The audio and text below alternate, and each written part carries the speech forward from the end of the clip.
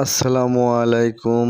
আমি আছি আমার প্রিয় জেলা নাটোরে। আমি অবস্থান করছি এখন সুইচ গেট। এলাকাটা খুব সুন্দর, দেখতে পাচ্ছেন, অনেক সুন্দর। এখন পানি অবশ্য কমে গেছে। আর এখানে দেখাবো এখন সুইচ গেটের একটু অংশ। উম, আসলে এই পাইপে কিন্তু নামা যায়, ঠিক আছে, নামা যায় যদি কোনো সমস্যা হয় নিচে। সেখানে আমরা গিয়ে দেখতে পারি। এই কারণে এখানে কিছু সিঁড়ি ব্যবহার করা হয়েছে। তো দেখতে পাচ্ছেন, আমি নামছিলাম, একটু আবার উঠে গেলাম। আর এই যে আমি এখন এই পাশে দেখাবো, এই পাশে কিন্তু সুইচ গেটের যে পাল্লা, ঠিক আছে, নিচে রাখা হয়, সেই পাল্লাগুলো আহ, আগে ছিল কিন্তু এখন নেই।